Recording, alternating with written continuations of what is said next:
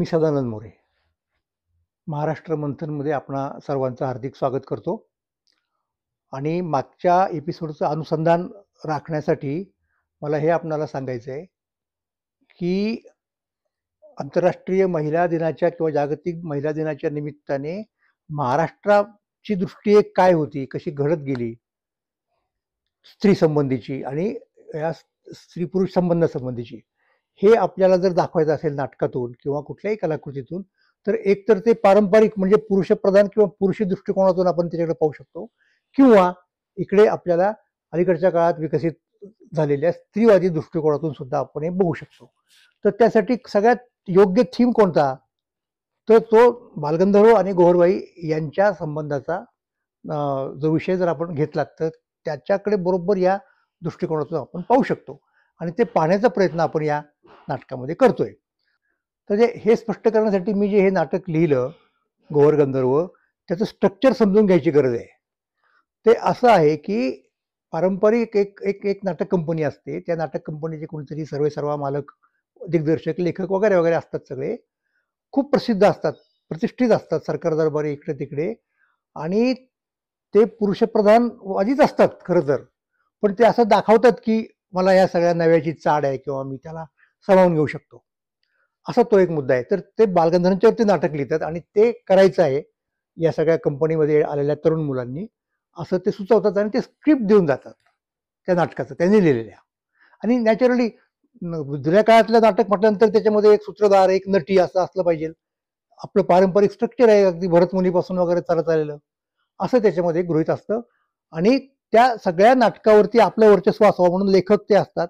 त्याच्यात आता नवता कुठेची, नवता म्हणजे प्रयोग असतो. आता सूत्रधार वेगळा असतो आणि नायक मुख्य नट वेगळा असतो. तर हे काय करतात, बघा मी कसा प्रयोगशील आहे, ते स्वतः सूत्रधाराची भूमिका करणार आहेत आणि करता करता आतमध्ये जाऊन परत मुख्य नटाची म्हणजे नायकाची म्हणजे इथे बालगंधर्वांची भूमिका करणार आहेत. दिग्दर्शक तेच आहेत, म्हणजे त्यांना तो संपूर्ण त्यांचा दृष्टिकोन पुढे आणायचा आहे. तर या त्यांच्या सगळ्या प्रयत्नाला आव्हान देणारी ही जी नायिका आहे, तिचं नाव विशाखा आहे, आणि ती म्हणते की मला हे स्ट्रक्चरच मान्य नाही मुळात, तर मी स्वतंत्र लिहिते किंवा लिहिलंय व्हॉटेवर, आणि ते आता या मुलांच्या पुढे ती दाखवणार आहे. रंगीत तालमी त्याच्या होणार, खरं तर तालमी होणार नाटकाच्या, आणि तशा पद्धतीने नाटक उलगडत जाणार. म्हणजे नाटकातलं हे एक नाटक आहे, समजून घ्या. ते स्ट्रक्चर ज्याला म्हणतो आपण, अ प्ले विदिन द प्ले, असा तो सगळा मुद्दा आहे. आणि मग आता दोन संहितांचा हा कॉन्फ्लिक्ट आहे. एक पुरुषी दृष्टिकोनातून लिहिलेली संहिता आहे आणि एक त्याच थीमवरती परंतु स्त्रीवादी दृष्टिकोनातून लिहिलेली संहिता आहे. आणि चॉईस जो आहे ना, तो त्या सगळ्या काम करणाऱ्या तरुण पिढीतल्या नट्यांकडे दिलेला आहे की आता तुम्ही कोणाच्या नाटकात सामील होणार, तुम्हाला कोणाचं इंटरप्रिटेशन अधिक योग्य वाटतं. ह्या पारंपरिक पद्धतीने आतापर्यंत जे वावरलेले आहेत त्या आप्पांचं वाटतं की ही आत्ता जी नवीन मुलगी आहे तिचं इंटरप्रिटेशन तुम्हाला योग्य वाटतं, अशा पद्धतीचं ते नाटकातलं नाटक आहे. मग आता नाटक कोणावरती, तर बालगंधर्वांच्यावरती, म्हणजे बालगंधर्व आणि गोहरबाई यांच्या संबंधावरती. तर त्या विषयावरती मला लिहावंसं वाटलं. का वाटलं, तर बाईंच्यावरती किंवा दोघांच्यावरती एक प्रकारे आपण अन्याय केलेला आहे महाराष्ट्रातल्या लोकांना, आणि त्या अन्यायातनं बालगंधर्वांची एक शोकांतिका निर्माण झाली. एवढा मोठा नट वगैरे वगैरे आपण म्हणतो, तर ते आपल्याला नाटकाच्या माध्यमातून सांगायचं आहे. आणि हे सांगण्यासाठी ते लिहिलं आपण, तर त्यासाठी किमान काही गोष्टी फॅक्ट्स म्हणून माहिती असल्या पाहिजेत. म्हणजे हा एक दृष्टिकोन झाला, एक पारंपरिक पुरुषप्रधान किंवा पुरुषी दृष्टिकोन, आणि दुसरा आधुनिक म्हणूयात आपण स्त्रीवादी दृष्टिकोनातून आपण त्या फॅक्ट्स इंटरप्रिट करतो. पण त्या फॅक्ट्स नेमक्या कोणत्या आहेत याची किमान माहिती आपल्याला पाहिजे. म्हणून आपण सुरुवात कुठून करूयात की काय नेमका प्रकार आहे, म्हणजे फॅक्ट म्हणून काय प्रकार आहे, मग त्याचं इंटरप्रिटेशन कसं होतं आणि दोन इंटरप्रिटेशनचा संघर्ष कसा होतो हे नाटकात आपल्याला पाहता येईल आणि ते समजूनही घेता येईल. तर फॅक्ट अशी आहे की महाराष्ट्रामध्ये 19व्या शतकाच्या उत्तरार्धात नाटक नावाच्या गोष्टीचं एक चांगलं प्रवर्तन झालं, हे सगळ्यांना माहिती आहे. आणि या नाटकाची सुरुवात ही संगीत नाटकातून झाली. तपशिलात मी जाणार नाही. मग त्या संगीत नाटककारांमध्ये सगळ्यात गाजलेले म्हणजे अर्थात किर्लोस्कर, आणि त्याचबरोबर गद्य नाटकांची परंपरा होती, ते आपण पाहिलं, गणपतराव जोशी वगैरे वगैरे. तर किर्लोस्करांच्या नाटकामध्ये स्त्री पार्ट करणारं पात्र भूमिका करणारे भाऊराव कोल्हटकर होते. त्यांना आता उतरते काळ लागले, हळूहळू त्यांचं वय झालं आणि निश्चितपणे मराठी रंगभूमी ही एका नव्या, ज्याला म्हणतो आपण आत्ताच्या भाषेत म्हणून फ्रेश अशा एका चेहऱ्याच्या शोधामध्ये होती. आणि अर्थात किर्लोस्करच ते पाहत होते, कोणी मिळतं का आपल्याला. तर तिथे तिथे दिसलं आपल्याला, म्हणजे किर्लोस्कर मंडळी जे पाहत होते त्यांना एक नवीन चेहरा मिळाला आणि तो बालगंधर्वांच्या रूपात मिळाला. हा महत्वाचा मुद्दा आहे. किर्लोस्करांच्या पश्चात लोकांनी नाटककार कंपनी चालवली. मोरोबा वाघोलीकर वगैरे वगैरे, ती हिश्श्यामध्ये त्यांची भागीदारी होती. हा इतिहास आपण पाहू शकतो. मग त्यांना बालगंधर्व जेव्हा मिळाले तेव्हा ते वयाने लहान होते बऱ्यापैकी, आणि त्यांनी जावं की न जावं याच्याबद्दल मतभेद होते. त्यांच्या घरात सुद्धा लोक तयार नव्हते. पण स्वतः टिळकांनी त्यांची काय म्हणत त्याला जामीनकी घेतली की माझ्याकडे लागलं सगळं, त्या मुलाचं काय वाईट होणार नाही वगैरे वगैरे. आणि त्याप्रमाणे टिळक बालगंधर्व तिथे आले. शाहू महाराजांचंही पाठबळ होतं त्या सगळ्या प्रकाराला. आणि मग त्यांचा तो किर्लोस्करमधनं प्रवास सुरू झाला. आणि हळूहळू करता करता किर्लोस्कर त्यांना अपुरी वाटायला लागली, आपल्या कर्तृत्वाला पुरेसा वाव मिळत नाही पुरेसा. त्यांनी किर्लोस्करमधून बाहेर पडून गणपतराव बोडस वगैरे लोकांच्या साह्यानं स्वतंत्र नाटक कंपनी काढली. हा इतिहास आहे. आणि त्या कंपनीने खरोखर इतिहास घडवला. म्हणजे इतिहास घडवणं आपण ज्याला म्हणतो, की संगीत रंगभूमी अत्यंत समृद्ध केली. ते मानापासून वगैरे वगैरे हे आपण बघतो. स्वतंत्र नाटक त्या ठिकाणी आणलं, इत्यादी इत्यादी. आणि अतिशय पीक ज्याला म्हणतो आपण, शिखरावरती होते ते 20 सालानंतरच्या काळामध्ये.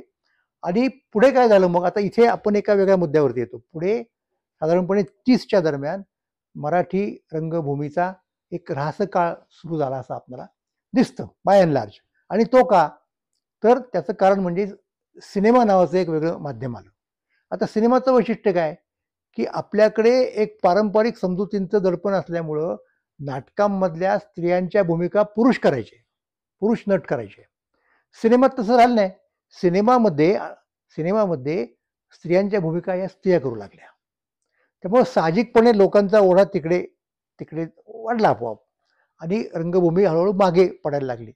तर एक एक एक लक्षात घ्या आपण, की आपण जेव्हा शोकांतिकेचा विचार करतो तेव्हा त्या कॅरेक्टरमध्ये एक ट्रॅजिक फ्लो असतो की ज्याच्यामुळे त्याची शोकांतिका होते.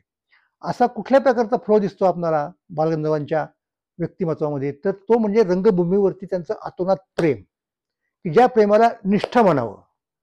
म्हणजे एकच पॅरामध्ये जो सुधाकर असतो आणि त्याची पतिव्रता पत्नी असते जिची प्रचंड निष्ठा असते वगैरे वगैरे, आणि त्यातनं तो एक सगळा मुद्दा आपल्याला दिसतो झालेला. पण इथे कसं झालंय की बालगंधर्वांची तितकीच निष्ठा, की ज्यांनी सिंधूचं काम केलं खरं तर, तितकीच निष्ठा जितकी सिंधूची सुधाकरावरती आहे तितकंच प्रेम बालगंधर्वांचं हे रंगभूमीवरती आहे.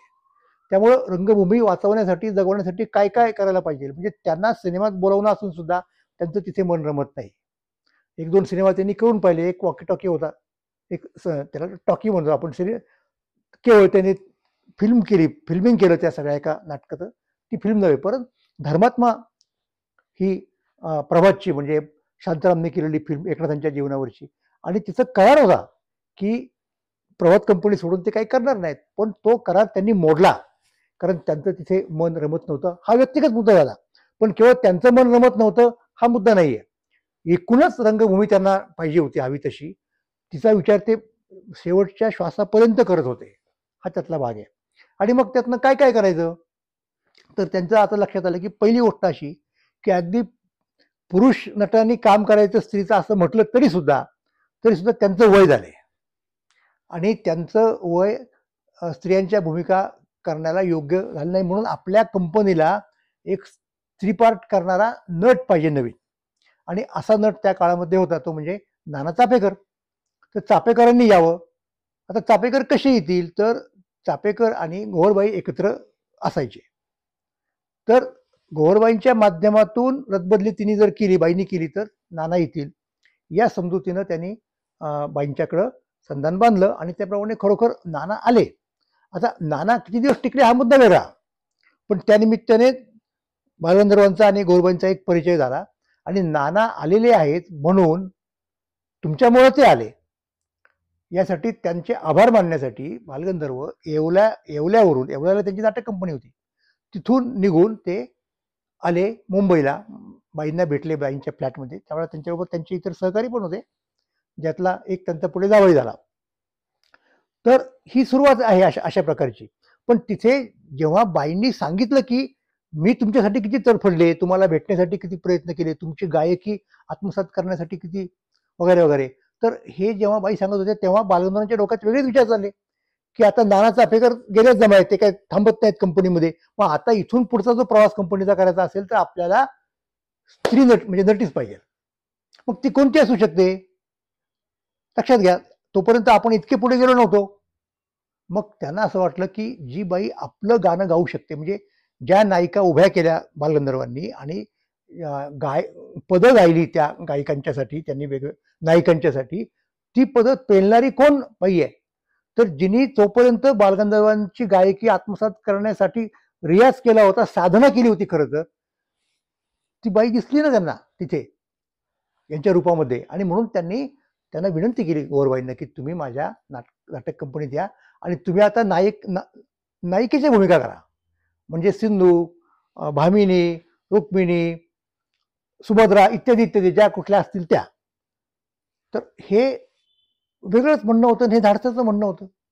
बाईंना निश्चितपणे नाही म्हणायचं काहीच कारण होतं ना, त्यांचा तो सन्मान होता की ज्यासाठी ते खरं तर इतके वर्ष त्या थांबल्या होत्या, त्यांची साधना सुरू होती, त्या हो म्हणाल्या. आणि त्यातनं त्या बाई मुंबईवरून तिकडे गेल्या. तोपर्यंत कंपनी येवल्यातून नाशिकला गेली होती आणि नाशिकमध्ये बाईंना इंट्रोड्यूस करण्यात आला. अगोदर त्यांचा एक जलसा झाला. तर त्यावेळेला त्यांच्या नाटकातले काम करणारे लोक हळूहळू नाटक कंपनी सोडून जायला लागले. ते मॅनेजर होते एक ओळकर, नंतर आत्ता मी ज्यांचा उल्लेख केला दुर्गाराम खेडेकर, ते त्यांच्यानंतर जावई झाले. तर ते निघून जायला लागले सगळे लोक. का तर या बाई इथे आलेल्या आहेत. तिथपासून तो संघर्ष सुरू होतो. म्हणजे बालगंधर्वांना ते नाटक कंपनीत काम करणारी एक स्त्री म्हणून तिथे आणली, आपल्या भूमिका करू शकणारी आपण केलेल्या, आणि ते होत असताना बालगंधर्व त्या बाईमध्ये गुंतत गेले आणि त्यातनं एक वेगळा संबंध निर्माण झाला. तर त्याच्याबद्दल ही गोष्ट त्यावेळच्या लोकांना पटली नाही, आवडली नाही, रुचली नाही.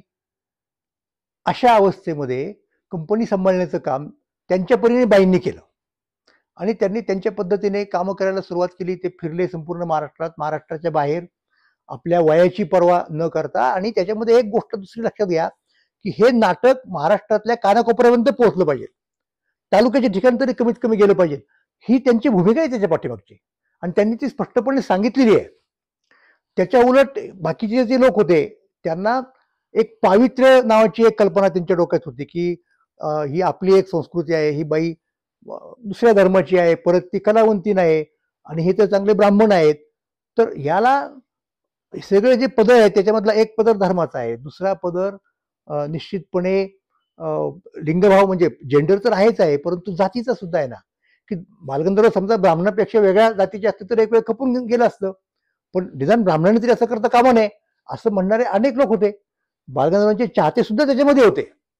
मग बालगंधर्वांना लोकांनी स्वीकारलं नाही आणि त्यातनं त्यांची परवड झाली.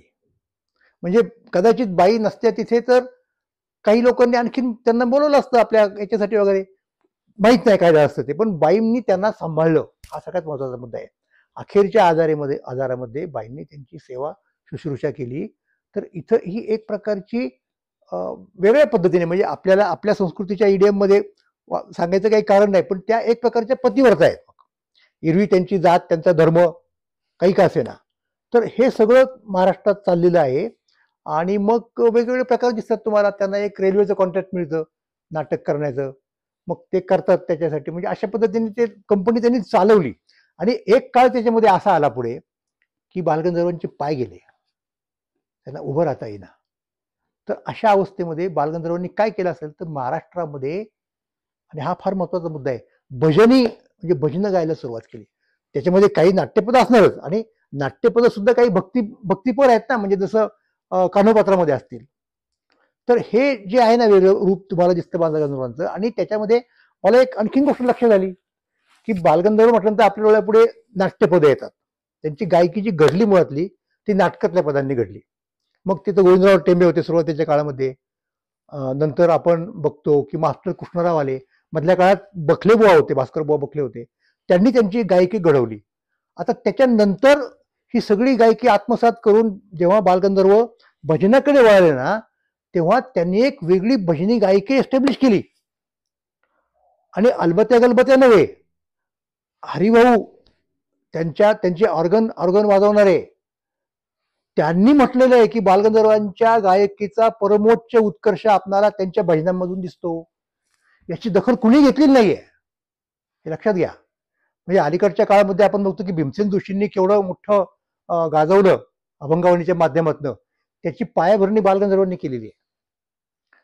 तर हे कॉन्ट्रीब्युशन शक्य झालं ते गोळबाईमुळं, कारण इतर कुणी ते धाडस केलं नसतं. लक्षात घ्या की बालगंधर्वांना सांभाळून त्यांना वेगवेगळ्या गावात न्यायचं, त्यांची भजनं लोकांना ऐकवायची. तर हे एक फार मोठं कॉन्ट्रीब्युशन आहे बाईंचं. आणि संगीताच्या इतिहासकारांनी देखील याचा नीट गंभीरपणे विचार केला नाही. तो केला पाहिजे. त्यांच्या भजनी गायिकेचा स्वतंत्र अभ्यास व्हायला पाहिजे. तो होत नाही, पण ते बाईंच्यामुळे शक्य झालं. हे बाईचं एक वेगळं कॉन्ट्रीब्युशन आहे. आणखी एक दोन मुद्द्यांचा आपल्याला या ठिकाणी परामर्श घ्यावा लागेल.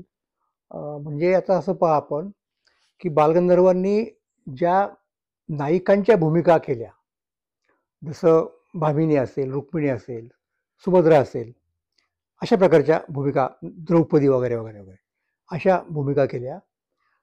त्या भूमिका गोडबाईंनी करायच्या. आणि बालगंधर्वांच्या बरोबर जे नायक होते, म्हणजे बालगंधर्व नायिकेच्या भूमिकेत असताना जे नायक असतील त्या काळामध्ये, जसे गोविंदराव टेंबेसारखे वगैरे वगैरे, जोगळेकरांसारखे, त्यांच्या भूमिका स्वतः बालगंधर्वांनी करायच्या. आता लोकांच्या डोक्यामध्ये काय रेंगाळत असणार स्मृती की बालगंधर्व हे नायिकेची भूमिका करतायत स्त्री पार्टी म्हणून, आणि त्यांच्या बरोबर नायक म्हणून दुसरा कोणीतरी आहे. आता हा संपूर्ण सिनारिओ बदलला गोळबाईंनी जेव्हा नायिकांची भूमिका करायला सुरुवात केली आणि बालगंधर्व त्यांचे नायक झाले. तर हे जे कंडिशनिंग झालं होतं मराठी प्रेक्षकांचं, मराठी रसिकांचं, ते कंडिशनिंग सुद्धा आड आलं बालगंधर्वांना आणि गोळबाईंना स्वीकारण्याच्या. अशा वेगवेगळ्या गोष्टी आहेत. आणि आणखीन अगदी साधा एक मुद्दा आणखीन सुद्धा पण महत्वाचा आहे, साधा वाटलं तरी वरकरणी. त्यांची मातृभाषा बाईंची ही कन्नड होती, कर्नाटकामधल्या होत्या ना, त्यामुळं त्यांच्या एकूणच भाषेवरती, त्यांच्या मराठीवरती एक कन्नड लहेजा तिथे तुम्हाला दिसायचा. कदाचित ते सुद्धा आढळलं असेल. अशा वेगवेगळ्या गोष्टींमुळे आपल्याला असं दिसतं की बालगंधर्व वैयक्तिक पातळीवरती, गोळबाई वैयक्तिक पातळीवरती, आणि दोघं मिळून एक कपल म्हणून त्यांची एक प्रकारची शोकांतिका झाली. आणि त्या शोकांतिकेला जबाबदार खरं तर आपणच आहोत, म्हणजे महाराष्ट्रातले लोक. म्हणून हे महाराष्ट्रातल्या लोकांना कळलं पाहिजे की आपण आपल्याला अत्यंत आवडणाऱ्या अशा एका अभिनेत्याच्या संदर्भामध्ये काय प्रकारे वर्तन केलं, आणि अशा प्रकारचं वर्तन आपल्याकडनं यापुढे होतं कामा नये. पण हे मी का म्हणू शकलो, कारण मी एका वेगळ्या दृष्टिकोनातून या सगळ्या फेनॉमेनॉनकडे पाहिलं, आणि तो म्हणजे अलीकडच्या काळात विकसित झालेला स्त्रीवादी दृष्टिकोन, आणि त्यातनंच मी हे नाटक लिहिलं. धन्यवाद.